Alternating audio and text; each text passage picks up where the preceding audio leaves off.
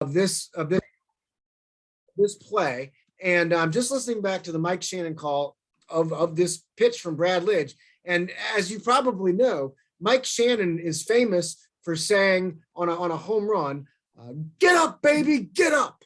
The idea of like the ball is hit and we're watching it, and could it leave the park? I don't know, but maybe Mike just saying behind the mic, "Get up, baby, get up," will be just the oomph that ball needs to leave the park. Well, I was listening to this today, and Albert Pujols hit this ball out so fast that all Shannon could say is, "There it is, baby." He didn't even have time to wish it to get up, and it was already up.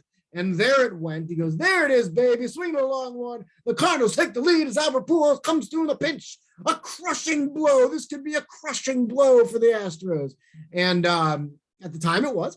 I love interviewing people that were at the stadium. Frank Cusimano, the longtime Channel 5 sportscaster, shared the story that you could hear within the stadium. You could hear Albert's feet crunching on the dirt as he ran around the bases because it was silent. You know where else it was silent? The bar in Lake Charles, Louisiana. Well, 99 of the 100 people were silent, but I was jumping up and down, cheering. And I forgot to throw this in there. They were kind of rubbing in my face a little bit in Lake Charles, Louisiana. They were saying, "All right, you Yankee boy." I don't think, all right, maybe they didn't say it like that, but that's what it felt like they were saying. And they were like, "Hey, we're going to win. We're going to beat you guys." And I do remember one guy saying to me, he's like, "You guys had a good run this year." Like almost like he wanted to rub my head, like, "Oh, it's okay, little boy. You guys did okay this year, but this is Houston's turn." And I'm so clearly I didn't want to like get in that fella's face per se because he was 6'6" and I'm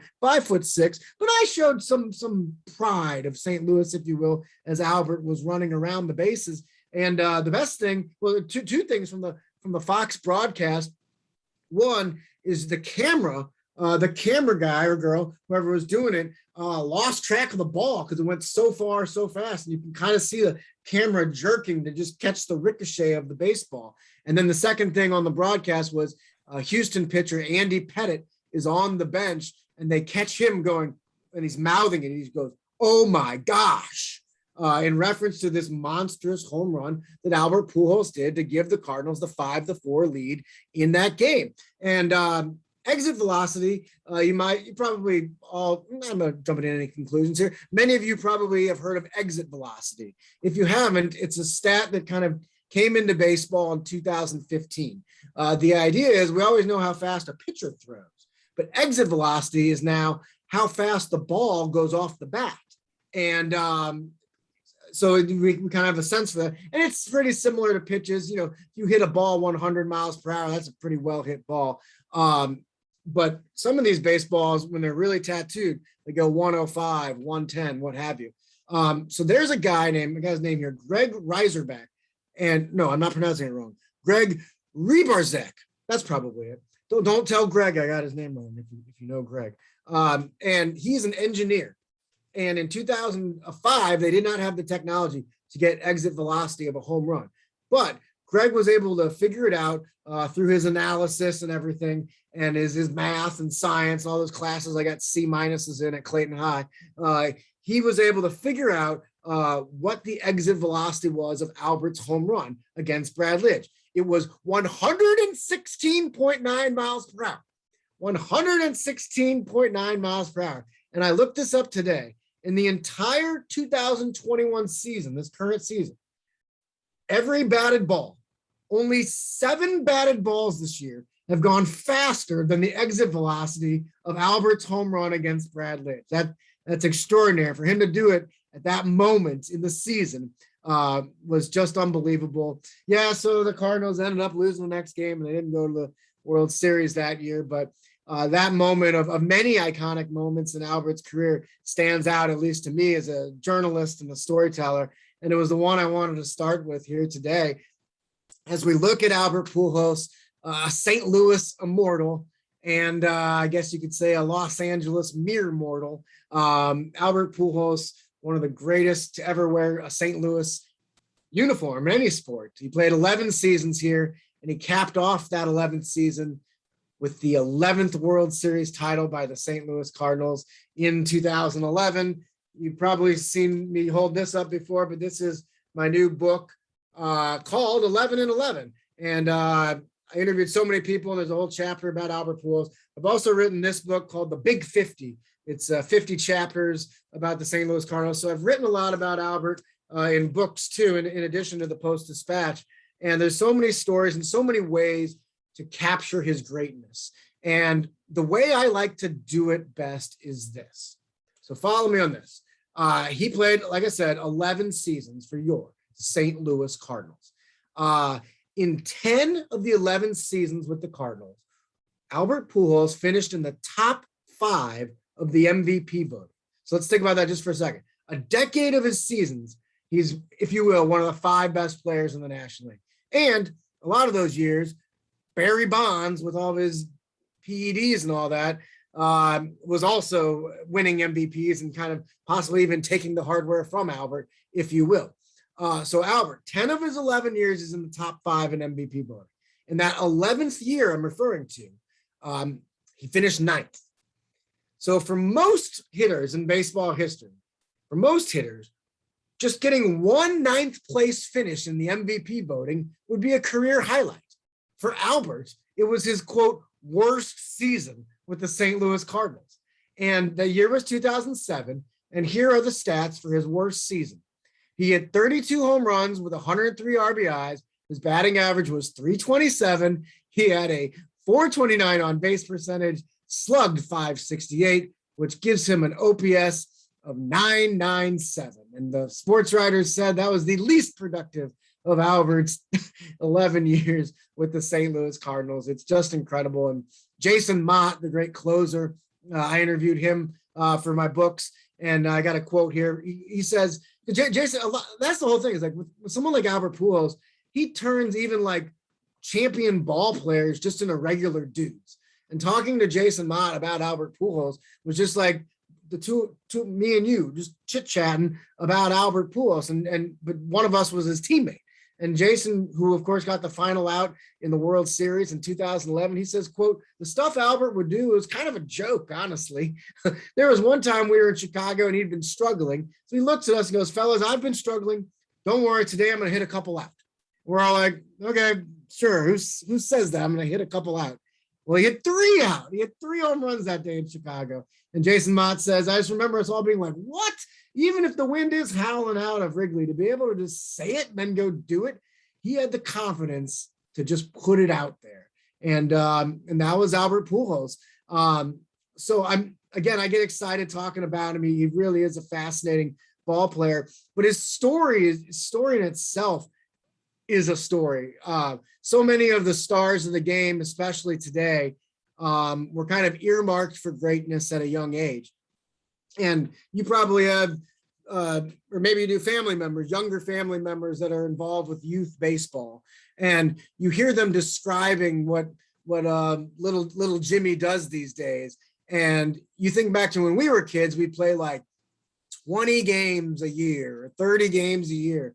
Little Jimmy's getting in like 110 games a year. He's 9 years old, little Jimmy. And he's getting in 110 games, so many at-bats. Baseball is so sophisticated, even in the little league levels. And because of that, the players are better than ever, but they're also able to really, people don't fall through the cracks very often.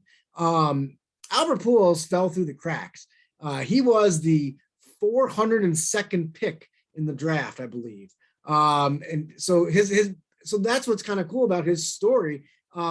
It's almost like, well, as you'll hear here, it's almost like a movie or something, or perhaps a play or a Broadway musical. So now follow me on this. Down in the Dominican Republic, Albert Pujols, we're just going with what it says on the bio, was born on January 16th, 1980.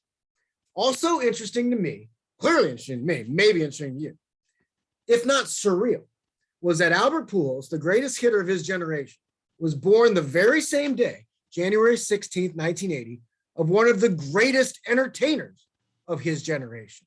And that was Lin-Manuel Miranda, the man who wrote and starred in Hamilton. Crazy, right? They're both born the exact same day, January 16th, 1980. Lin-Manuel's won a Tony, an Emmy, a Grammy, a Pulitzer Prize. He even won Best Musical at the Tonys for a different show besides Hamilton. That was In the Heights. And so he did that. And then he had his masterpiece, Hamilton, which, of course, is the tale of a resilient immigrant who comes to America and rises to fame by working hard and perpetually believing in himself. Sounds like Albert Pujols, doesn't it? So that's, I just can't get over the fact they're born the same day. Albert's grandmother, what a perfect name. Her name was America. In the Dominican Republic, she had 11 children of her own, including Albert's dad. And she helped raise her grandson, Albert, as well. They're in an impoverished section of the Dominican Republic. But in the 1990s, America Pujols, she came to America. She immigrated to her namesake. And in the year 1996, which, if Cardinals fans recall, was the first year Tony La Russa became the manager of the Cardinals, a young boy named Albert Pujols and his dad moved to the United States too. They first moved to New York City, where a boy his exact same age, Lin-Manuel Miranda, was growing up. And it's just cool to think of Albert and Lin-Manuel, both age 16 and precocious, finding themselves in the big city of New York at the very same time. That's kind of cool for me to think about. And then Albert came to Missouri. America, his grandmother, had gone to see her next opportunity in Independence. These you can't make it up, right? The names of these people and towns. Independence, Missouri. That's where she moves, near Kansas City, of course. Albert's reunited with his grandmother out there, enrolls in high school, and there's just something about his swing. It was a beautiful swing. Now, there was also something about his weight. True story that some scouts were hesitant about this young kid because they felt he was a little too chubby, if you will. Imagine that, people passing on Albert Pujols. So the first pick in the 1999 Major League Baseball draft was actually Hamilton, another Hamilton, a North Carolina kid named Josh. And with the 402nd pick, like I mentioned, the Cardinals took Albert Pujols. In the 2011 World Series, which was Albert's final games with the St. Louis Cardinals, Pujols would hit third for the Cardinals and Hamilton would hit third for the Rangers. So Albert Pujols joins the organization. And here's a piece of trivia that you may not know. In the year 2000, at age 20, he played, well, you might know this. He played the majority of his season in Peoria. He played in Peoria. Albert's played in Peoria. And that was A-ball for the Peoria Chiefs. But he was hitting so well that they called him up to AAA. He only played, I believe, 3 games in the AAA regular season, but then was with that team for the postseason. And he hit a dramatic walk-off home run to win the minor league championship for the Pacific Coast League. He wasn't even on the team all year. He shows up, he's 20 years old, and he hits this home run. Again, it just, he started, even at a young age, he started doing these things of lore that people in the St. Louis Cardinals organization took note of, and St. Louis baseball fans started to hear about. And again, it was the year 2000. We didn't have Twitter or what did we have? We had America Online, AOL or something. I don't know what we had in 2000. But my point is, if that had happened in 2021, our phones would be buzzing. We'd all be hearing about this phenom in the Cardinals organization. But at the time, word spread slower, and maybe you'd read about it in the Post-Dispatch or what have you. But my point is that heading into the 2001 season, not a lot of people knew about Albert Pujols in Cardinals Nation. And my dad and I, we actually went to Jupiter that year to go to spring training. And all my buddies in the fraternity, they went to Cancun, and Dad and I went to spring training to watch baseball. And we spotted number 68, Albert Pujols, number 68. It's crazy to think he had this big number, high number, a very minor league spring training type number 68, which of course, I keep saying, of course, maybe you know this, maybe you don't. They gave that number to Dylan Carlson a couple springs back. Dylan Carlson was the top hitting prospect in the Cardinals organization. And they said basically it went from Albert to the late Oscar Taveras to Dylan Carlson in regards to talent for young players in the Cardinals organization. So they kind of paid homage to Albert by giving Carlson, that number 68. Now, of course, Carlson is in his first full major league season for the Cardinals, and he has the opposite of a, if you will, of a minor league number. He has a single digit number 3 for the Cardinals, just like Albert wears number 5. And as we know, some of the greats of the game, some of the greats in St. Louis, notably Stan the Man, number 6, Yadier Molina, number 4, Red Shandy's number 2, Ozzie Smith, number 1, the single digit players. Also Enos Country Slaughter just barely makes it in at number 9. All retired numbers for the St. Louis, or retired or probably will be retired numbers for the St. Louis Cardinals. So in that spring, Albert did really well. And Tony La Russa interviewed him, and he kept saying, I was looking for a way to not have him make the team. Meaning he's like, it's almost too good to be true. Like, I'm going to keep putting him in these situations during spring training where Albert can finally fail and show me that he needs to spend more time in the minors, because it's almost too good to be true. He was 20 years old last season in A-ball, and now I, Tony La Russa, think he's good enough to be on the St. Louis Cardinals. And sure enough, on April 2nd, 2001, Albert Pujols made his debut for the St. Louis Cardinals, and he hit 7 home runs in the game. No, I'm just kidding. But it felt like it, right?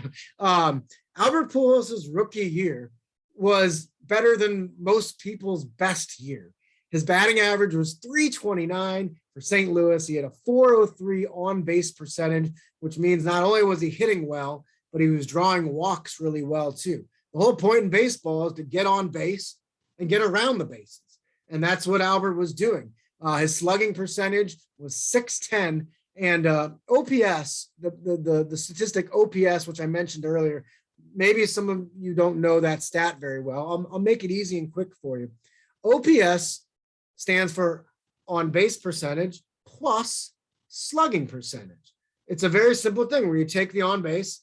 In this case, Albert had a .403 on base percentage, and you take the slugging percentage. He had a .610 slugging percentage. You literally add those numbers together, and that gives him a 1.013 OPS. And different people have different gauges on this, but you could say that a very good baseball player will probably have an 800 OPS. A superstar baseball player will be around 900. And then like 2 or 3 dudes that are up for the MVP will be over 1.0. And that was Albert in his first season in the major leagues. First season. Again, it was too good to be true. It was something like a fairy tale. And look, growing up in St. Louis, I made this joke before, like maybe some of you grew up like right in the 40s or right in the 60s or right in the 80s when the Cardinals were good. But my first memory of the St. Louis Cardinals was in 1987. They go to the World Series. So that was a good memory. But that was age 7.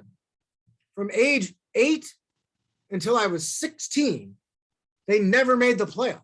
So everyone from out of town, I go to New Orleans or Denver, and they're like, oh my gosh, you grew up in St. Louis, tradition, so many World Series and playoffs. Like, look, man, we might as well have been the Mariners when I was a kid. I mean, they stunk. I mean, every year, 80 wins, 70 wins.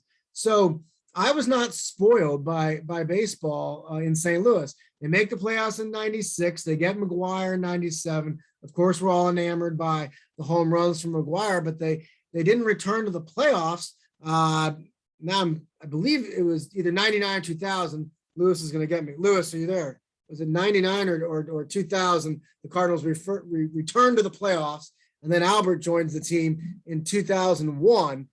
And what a decade the aughts were. Do we say aughts? Is that how you refer to 2000 to 2009? Is that the aughts? I don't know. I'll say it for the sake of this. We'll aud it up here. Aughts is odd. Anyway, Albert Pujols played for the team throughout the aughts, and his production was incredible. And the Cardinals finally returned to the World Series in 2004. And I always like to share this story again. So I was becoming a professional journalist. So like my job was everything. And I was in a situation where I was in New Orleans, and they had just gotten an NBA basketball team in 2002. And I saw an opportunity at the New Orleans Times-Picayune newspaper. That's the official title. The official way you say it is the New Orleans Times-Picayune newspaper. And or if you're more Cajun, New Orleans Times-Picayune. Sorry about that. Anyway, so in 2004, basically they had two reporters covering the Saints, two reporters covering LSU, two reporters covering the NBA's Hornets. And I wanted to move my way up to become one of the Hornets writers. And my boss knew that. So he started giving me some opportunities to get my feet wet, to maybe work my way up. And on the night of Game 7 of the 2004 National League Championship Series, your St. Louis Cardinals versus the Houston Astros, I was not in front of a TV. I was in Biloxi, Mississippi at the preseason game between the Hornets and the Orlando Magic. And I'll never forget just being there, sitting courtside, watching this meaningless preseason basketball game in a non-basketball arena while one of the biggest sporting events of my life was going on in the other room. But that was a moment where I was like, Benjamin, look, your profession is not Cardinals fan. Your profession is sports writer, so it's a good thing you're here. But I remember running back to the media area and seeing Jim Edmonds catch on the replay and things like that. So I did not get to see or experience that game. But that game, I haven't even done this yet. It was MV3, of course, right? We've got the MV3. What a fun nickname. A lot of sports nicknames can be dull or forced, but this was great. MV3. We got Jim Edmonds, Scott Rowland, and Albert Pujols, MV3, and they made it to the World Series in 2004, and they lost because the Red Sox were awesome. And the Red Sox were, talk about fate or something like that in sports. The Red Sox were destined to win, and they were a buzzsaw, and they swept the St. Louis Cardinals. The very next year, what does Albert do? He wins the MVP. He wins his first MVP in 2005, hits 330 with a 1.039 OPS. That means his on-base percentage was 430 and his slugging percentage was 609. Incredible year. He went on to win a couple more MVPs.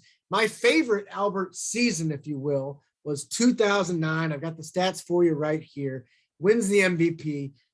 He hits 47 home runs for your St. Louis Cardinals with 135 RBIs. Oh, and 16 stolen bases. Albert Pujols, he was not the fastest guy on the team, but he was one of the smartest, savviest base runners. And to his credit, he would study. They talk about him being a voracious studier of film and the game. And he looked for weaknesses in catchers and pitchers and took advantage of that, of course, 16 times during that season. His batting average was 327 with a 443 on base percentage. That essentially means 44% of the time he came to the plate, he got on base. Almost half of the times he came to the plate, he ended up on base, or if you will, around the bases. A 658 slugging percentage for a 1.101 OPS. My head is about to explode. Hold on, let me make sure my head doesn't explode because that would put a damper on the rest of the Zoom.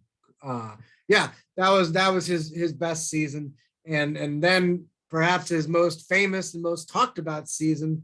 Well, that was 2011. I wrote the book about the 2011 Cardinals, 11-11, and what a year that was, because Albert Pujols didn't sign a contract extension to begin the season. So that whole year in St. Louis, people kept asking, is this Albert's last year in St. Louis? And then their buddy would say to them, how could it possibly be his last year? Why would he leave St. Louis? He's Albert Pujols. And they'd be like, I don't know, crazy things have happened. He's like, no way. I guarantee you two things. Albert Pujols won't leave the Cardinals, and Donald Trump will never be president. And sure enough, things happen, right? And so Albert played that whole season knowing that it could be his last season. And as you probably know, the story of the 2011 Cardinals, down 10.5 games in late August in the wild card. Now, right now, heck, what's today's date? Yeah, we're like right there in the current season. And the Cardinals are very bad. Well, not very bad. They're quite bad. Is quite more than very? Uh, they're rather bad at 60, I believe 4-61, the Cardinals. And but even so, they're only, I think, 3.5 games out of the wild card right now. There's 2 wild cards, I admit. But my point is to put in perspective just how bonkers it was in the year 2011. They were 10.5 games out of the wild card, just seemingly no chance. And they went on a run for the ages, and everybody contributed. Everybody from Adron Chambers, the rookie, called up and hit a big triple, to Nick Punto, the shredder, who would love on occasion when they won games to literally rip apart his teammates' shirts, jerseys. That's why in the Cardinals Hall of Fame, David Freese's jersey after the Game 6 home run is ripped in half because the shredder ripped it in parts. I enjoy. Even Nick Punto contributed. Of course, Albert Pujols did. Rafael Furcal. The Cardinals make the playoffs as the wild card cards on the very last game of the season. They go on to play the team with the most wins in the National League, the Philadelphia Phillies. And in the epic Game 5, 2 great friends, the late Roy Halladay and Chris Carpenter. Chris Carpenter of St. Louis outduels his buddy, and Chris wins the game. Cardinals go on to play the hated Brewers. And I've shared this story on the previous Zoom, but if you weren't on it, everyone was nervous. Oh, can the Cardinals beat the Brewers? The Brewers were, of course, the division champions. The Cards were just the wild card. But I already knew the Cardinals were going to win because, talk about fate, I had a flight to come home to St. Louis to go to the NLCS games. The Cardinals hadn't played the Brewers in the playoffs since 1982. That was the World Series, and the Cardinals defeated the Brewers in their lone World Series. I'm getting on this flight to St. Louis. I look down. What flight number am I on? 1982. I'm like, oh, they're beating the Brewers. Cardinals are beating the Brewers. Brewers have no chance now. Old Benny's on flight 1982 coming back to St. Louis. And sure enough, the Cardinals defeated the Brewers, and Albert Pujols in 2011 leads his team, and Freese helped, leads his team to the World Series and the World Series championship. Albert hit 3 home runs in the 3rd game of the World Series at Texas. And you look at the final score, which was like 1,000,000,000 to 3 or something like that. You're probably like, oh, what's the big deal about the 3 home runs? But that first home run, I don't have it in front of me, but it was a closer game at that point in time. You talk about importance of an at-bat. Pujols' first home run of the 3 in Game 3 was pivotal and gave the Cardinals a pretty big cushion. And then he continued to hit home runs and made some baseball history at the time. Only 2 Yankees, 2 men, 2 Yankees that ever hit 3 home runs in the World Series game, of course, Babe Ruth and Reggie Jackson. So that was some nice company for our guy, Albert Pujols, to join. So yeah, after the 2011 season, Albert Pujols is a free agent. And he made at the end of the day, I don't know, baseball is a business, right? And he made what he thought was a smart, sharp business decision. The Los Angeles Angels in Anaheim offered him more money than the St. Louis Cardinals. Now you can look at some of the incentives and what the Cardinals offered him and argue that the Cardinals package might have been better. But that cash, the way the cash was set up in the Los Angeles contract, it was enticing for Albert and his wife, Dee Dee, and his family. And he did what people thought was the impossible. The next Stan Musial left St. Louis, if you will, halfway through his tenure. And Stan the Man played 22 years for the Cardinals. Pujols played 11.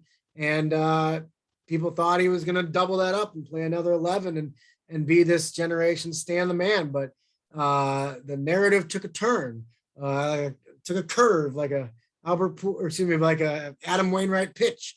And Albert Pujols goes to LA and plays for the Angels and never once wins a playoff game. In fact, only once did they make the playoffs, and they were swept in that series. And he had some okay years. I mean, did he have okay years? I mean, he had some years for the Angels, but clearly they were lackluster. And what it leads to really though is I guess you could say the argument of, did the Cardinals actually benefit from not getting Albert to re-sign with them? The Cardinals went on to go to the NLCS, meaning they won the DS and went to the CS in, if I'm getting this right, 12, 13, 14, and 15. No. They got to the playoffs those years. They made the playoffs all those years. Went to the World Series in 13. And they went in 12 and 14, went to the NLCS. Great years. Albert was not on those teams. So they were able to win without him and use the money allotted to him or for him for other guys such as Carlos Beltran, who was an all-star and a star for the 2012 and 13 St. Louis Cardinals.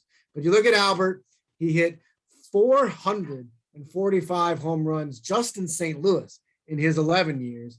And in his 10 years with the Los Angeles Angels, he had 222. Now he's currently sitting at, what we got here, 677 career home runs. Albert Pujols is clearly a baseball legend, clearly a first ballot Hall of Famer. And one more little twist in his narrative, though, is that he's still playing baseball and he's still in LA, but he's not on the Angels anymore. He was traded to the Dodgers this season.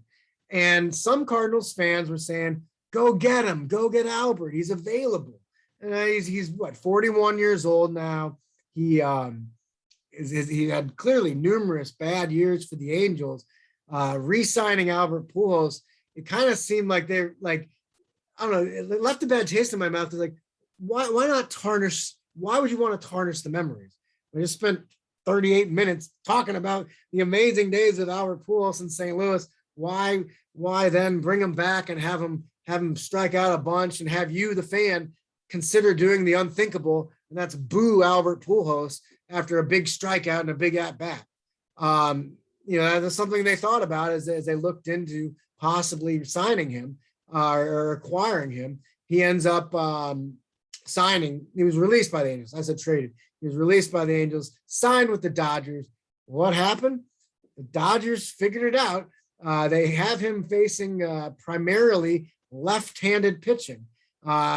And I mean, when he hits against lefties, he's at 118 at-bats, his 11 homers this year, a 305 average, and a 954 OPS. It's like old Albert again. He's like Benjamin Button with the age thing. He's back to being 21 instead of 41. Again, that's only against left-handed pitching, and that means you got to use the roster spot, one of the 26 for a guy that's primarily only going to face one type of pitching and doesn't bring too much on the defensive end. No DH, but it's working out for the Dodgers, who are having a fantastic season. And so that's where it leaves us now with the Albert Pujols story. Sure, and it's funny because when we Mirowitz started to do this, to set up this talk for today, I believe he was still in the Angels at the time, and he was having a bad year. And the idea was like, well, it's kind of like the perfect St. Louis arch, if you will. He had the run, and now comes down, and clearly he'll end this year with the Angels, and that'll be it, and he'll retire. But again, life moves in mysterious ways, and Albert's now possibly going to make the playoffs this year with the Los Angeles Dodgers, and who knows if he finishes this season by going to the World Series. And this is one of the, talking about things you never thought would happen. It is quite possible that remember, 2011 World Series, manager Tony La Russa's final year with the Cardinals, Albert Pujols' final year with the Cardinals. In 2021, the manager of the American League team in the World Series could be Tony La Russa of the Chicago White Sox, and for the National League, the Los Angeles Dodgers would have Albert Pujols. That is just unfathomable, but it could happen. We'll see how things unfurl in October. But both those teams are likely headed for the playoffs. So it's pretty crazy indeed. And the last thing I'll say about Albert Pujols, about his legacy, is he understands the importance of community. So many times he paid homage to Stan Musial, and to the point where he literally did not like it when people called him El Hombre, the man in Spanish. He goes, no, no, no. In St. Louis, there's only one the man, and that's Stan the Man. So don't call me El Hombre. Even when he signed with the Angels, they made what do you call them? Billboards in LA that said El Hombre. And he asked to have them taken down and put something else up there because he didn't want to be literally or figuratively labeled as the man, because he's not the man. Stan was the man. How special is that? And I had the fortune, I was very fortunate to attend one of Albert's charity basketball games. Every year here in St. Louis, he has a basketball game with people with Down syndrome. And he gives he married Dee Dee. Dee Dee already had a daughter at the time of the marriage, and the daughter has Down syndrome. And Albert, of course, is very sympathetic, very charitable to causes that help people with Down syndrome. And he created his own, this basketball game. It was one of the more beautiful things I'd ever seen. One team was a bunch of St. Louis sports celebrities, like former Rams Super Bowl players and some Cardinal players, and Albert Pujols himself flew back from LA, and they were mixed with people with Down syndrome. And the other team was a local college team in St. Louis, and they played basketball, and it was so fun. Albert had the ball, and he'd pass it to certain people, and he'd challenge them and motivate them and encourage them to take shots. And it was and one time he even called a timeout and said, all right, we're going to have a dance off, and whichever team dances better to this next song gets 10 free points. And you're not going to believe it, but Albert's team won the dance off, and they got the 10 points and went on to win the game. And it was just such a beautiful thing to see Albert, this larger than life person, just being so human and so, I guess the word would be just heartfelt and have so much compassion. And it was cool to see him in you say, what's Albert Pujols in his element? Maybe it's hitting that home run against Houston in 2005, hitting a home run that I believe is still up there in the stratosphere, along with some lost, what do you call them, like satellites, and perhaps the bat that Tom Lawless flipped into the air in 1987. Those are still up there. But Albert in his element is playing basketball with people with Down syndrome here in St. Louis. That's Albert in his element, and I was fortunate enough to experience that and write about it for the St. Louis Post-Dispatch. So we'll see what happens with Albert this year, and what a ride it's been for him already. And thank you for listening to me ramble and tell stories about one of my favorite St. Louis Cardinals. And yeah, let's open it up to questions here like we do. And right away, Bill Livingston has a question.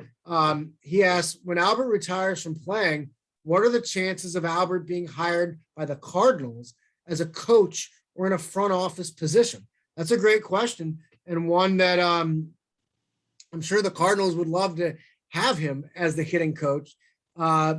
It takes so much energy to be a Major League Baseball hitting coach, and a lot of humility, which Albert has, but really, it takes a lot of energy. 162 games, you're traveling. You just did this for however many years in the major leagues, 2 decades worth. Then you retire, you have all the money in the world. I can't see Albert saying, all right, I want to be the Cardinals hitting coach. What I can see him saying is, I'll be an instructor at spring training. I'll hang out for a month with the young guys and spend a month down there and give it my all. And we also know that Albert will receive a red jacket. And they figured this out with the St. Louis Cardinals Hall of Fame compared to Cooperstown. You only need 3 seasons after your retirement to potentially get in the Cardinals Hall of Fame. So he'll have his red jacket ceremony and the pomp and circumstance here in town before his big Cooperstown trip. So he'll have his red jacket, and inevitably he'll come back a lot and be part of the St. Louis community. We know he won't stop his charities, but I just can't see him being a day-to-day coach with the Cardinals in future years. Robert Braun asked if I approached him about doing a book on his playing days. I haven't yet. I've thought about it, though I've written so much about him in these other books, but that would be something I would love to do. And just to be able to sit down with him and, to be able to sit down with Albert and just have him share stories that I didn't get from other people. I'm sure he has untold stories that he would possibly want to share for a book. That would be a career opportunity, a dream come true. So maybe I'll try to pull that off and see what happens. Harvey has his virtual hand up, and Jonathan, I don't know if you were literally waving your hand or just stretching or possibly doing, you're doing YMCA. Is that what you're doing? I got you. But Harvey Gerstein, do you have a question? I will answer it, hopefully. Don't forget to unmute yourself before you speak. Do you think Pujols made a mistake in leaving the Cardinals? And secondly, next year, if there's a designated hitter, is there any chance that the Cardinals would sign him as a designated hitter? Yeah, I'll tell you this right away. If he comes back next year, they'll have to consider that, right? They'll definitely have to consider that. I don't know if they spend the roster spot on him earlier in the year. I think it could be a situation where he signs with another team, and if the Cardinals are in the playoff hunt later in the year, they'd go after him. There's so much, I don't know what you would call it, it's so tricky following the 40-man roster, following just every roster, and so for me, it's just one of those situations where I think he'll sign with another team and the Cardinals wouldn't go after him first, but we will have to see with that. What was your first question, Harvey? Do you think he made a mistake in leaving? Yeah. Do I think he made a mistake? I think he thinks he made a mistake. He would never admit that. I doubt it. But like I said earlier, I think the Cardinals, you can't ask, they didn't win a World Series, but you can't ask for much more than the production the Cardinals got from their teams in the years 2012, 13, 14, and 15. So I don't think the Cardinals think they made a mistake, but Albert probably does. And he went to LA, he got a lot of money, and look, we all wish we had, I think even billionaires, well, we know this, even billionaires wish they had more money, because we saw Stan Kroenke leave St. Louis, the billionaire, and go to LA to make more billions. So the point is, everybody wishes they had more money. And I think Albert's quite happy with the money, but I'm sure there's a day where he sits there, and my guess is he, like all of us, just has a Bank of America checking account. I'm sure Albert Pujols is in there and he looks at the number and he's like, you know what? If that number was 50 million less, I'm sure it's not in a checking account, but I'm saying if that number was 50 million less and I had gone to the Cardinals instead, would I be any less happy right now? And no, I might even be more happy, because I got to play with Yadier, I got to play with Albert longer, and maybe got another championship ring. And look, athletes, to them, you can't put a price on you can't buy a championship ring. You earned that. And he might have gotten another one if he had stuck around. Alan Raymond.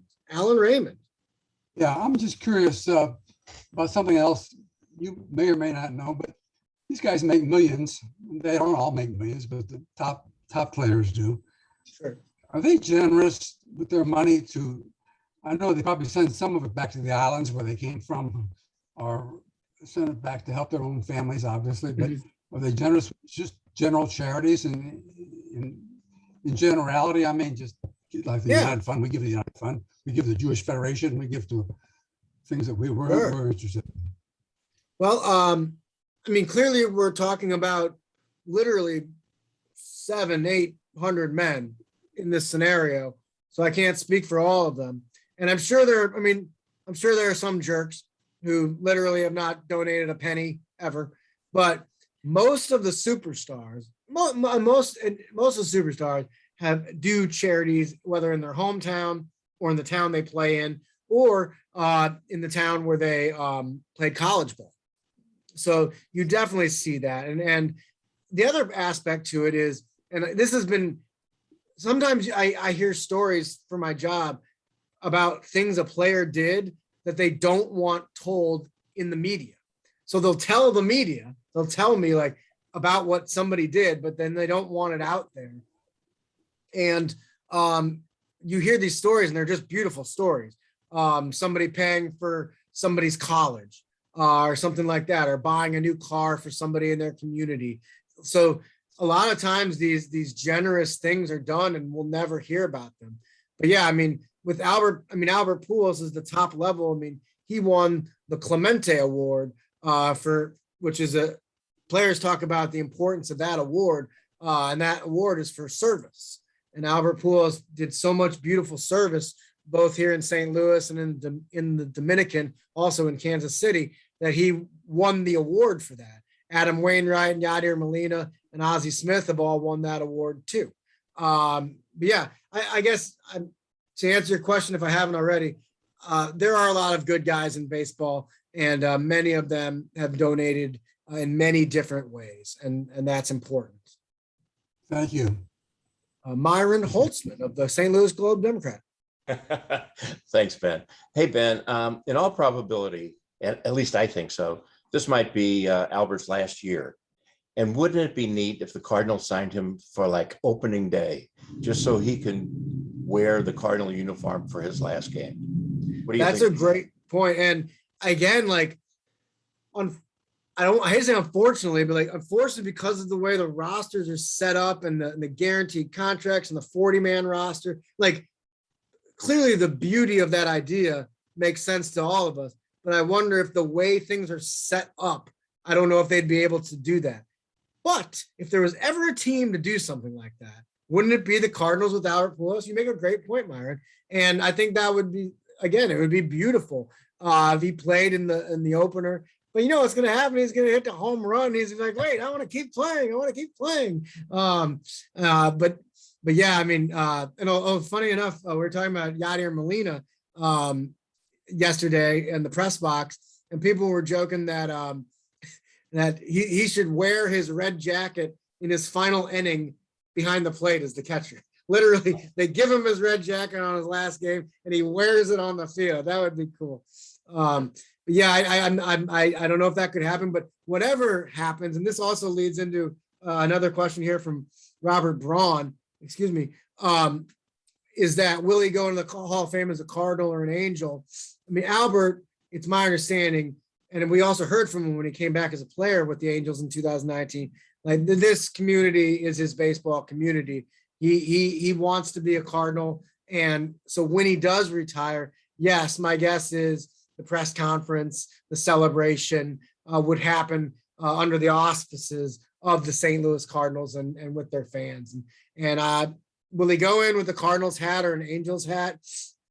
The cool guy answer to that question, Robert, is that he won't have a logo on his hat, that he'll, in efforts to appease everybody, he won't pick one team and insult the other. But I wonder if after 5 years away from the game, and it all kind of like soaks into his brain what he's accomplished, what he's done, I think it'll sink in. He's like, look, I had some okay years with the Angels, but I'm going in the Hall of Fame because of what I did for the St. Louis Cardinals. And maybe, just maybe, he wears the STL on his plaque. We're kind of getting near the end here, but I'm happy to answer any more questions about Albert Pujols. Hey, Earl, what's up, man? Oh, you're muted. I'm sorry. Oh, Earl, sorry to interrupt you, but you're muted, so I can't hear you.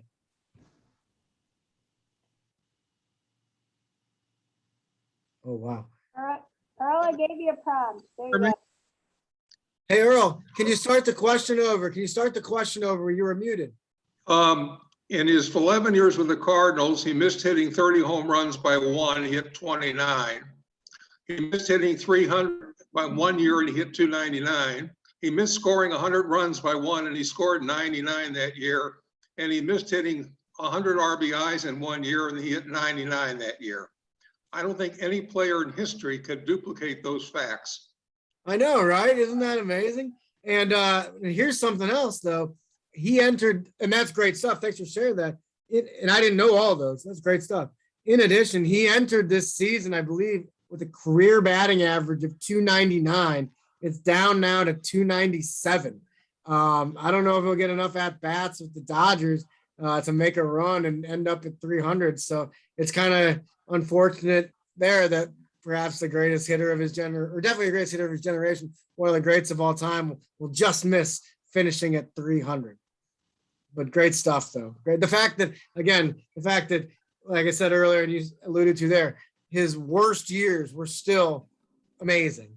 Kind of puts greatness into perspective. So thanks, Earl. I appreciate that. So John Reichman, he asked a question about the age controversy and whether or not Pujols was faking his age, and what your opinion is about that. Yeah, I don't want to, I'll just stick with what Albert says, right? I mean, I don't have any proof, and I'm a journalist, so like it comes back to proof and not guessing or speculating.